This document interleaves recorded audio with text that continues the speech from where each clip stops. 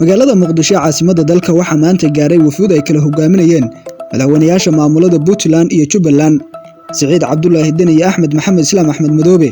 halkaas oo u tageen ka qaybgalka shirka arrimaha doorashooyinka hore ra'iisul wasaare Roble oo cilaamiyay iyo wax ka qabashada arrimaha siyaasadda ee dalka haatan qalaab xoogan ka jiro wafuud ay kala hogaaminayeen madaxda maamulada Jubaland iyo Puntland Saciid Cabdullaahi Deni iyo Axmed Madoobe waxa garoonka diyaaradaha aadan caday magaalada Muqdisho ku soo dhaweeyay mas'uuliyiin kala duwan ay ka socotay dawladda federaalka ee Soomaaliya socdaalka Madoobe iyo Deni oo hore loo sii saadaalinayay oo shalay magaalada Muqdisho ay gaareen ilaalooyinkooda iyo sidoo kale mas'uuliyiin hordhac ah wafuudooda ayaana imaanaya xilli magaalada Muqdisho ay ka taagan tahay khilaafka doorashooyinka muranka badan sababay isla markaana magaalada ay isku horfadhiyaan ciidamo kala taamacsan dhinacyada siyaasadda Soomaaliya ee xilligan isdiidan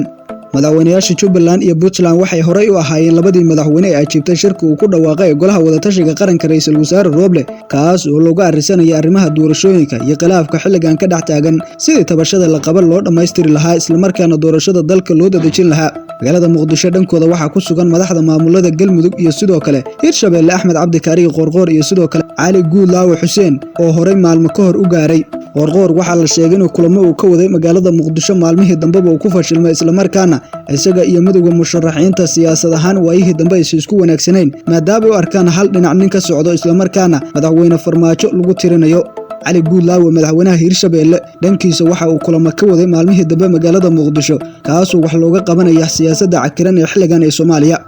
shirka golaha wadatashiga qaranka ra'iisul wasaare Roble hore u cilaamiyay marka laga reebo madaxweynaha Koonfur Galbeed madaxweynayaasha kale ee dawlad goboleedyada iyo gudoomiyaha gobolka Banaadir Cumar Finish ayaa ka qayb galaya dhawaan ayaana la qorsheenayaa inuu ka furmo magaalada Muqdisho maadaama hore waqtiga loo cilaamiyay oo kadib dhacay ila xog ogaaliyaha ayaa sidoo kale ka soo xiganay in madaxweynaha Koonfur Galbeed Cabdicasiis Maxamed Xasan Laftagareen dhankiisa la qorsheenayo in magaalada Muqdisho uu soo gaaro si uu uga qayb noqdo shirka golaha wadatashiga qaranka balse warqad ka soo baxday hore xafiiska Laftagareen ayaa lagu sheegay inaysan marnaba aqbali doonin shirka ra'iisul wasaare cilaamiyay halka midka madaxweyne Farmaajo maalmo ka hor ku dhawaaqana uu ajiibay xaaladda siyaasadda dalka oo haatan kacsan arrimaha doorashooyinka ayaana muddo daahay beesha caalamka waxay ku baaqaysaa in ra'iisul wasaare Roble uu dedejiyo doorashooyinka shirka golaha wadatashiga qaranka ee dhawaan ka furmi doona Muqdisho uu yahay muhiim kaas oo lagu gorfeynayo xaaladda cakiran ee siyaasadeed haatan jahana u bixi doono waa hadii dhinacyada siyaasadda isku fahmaan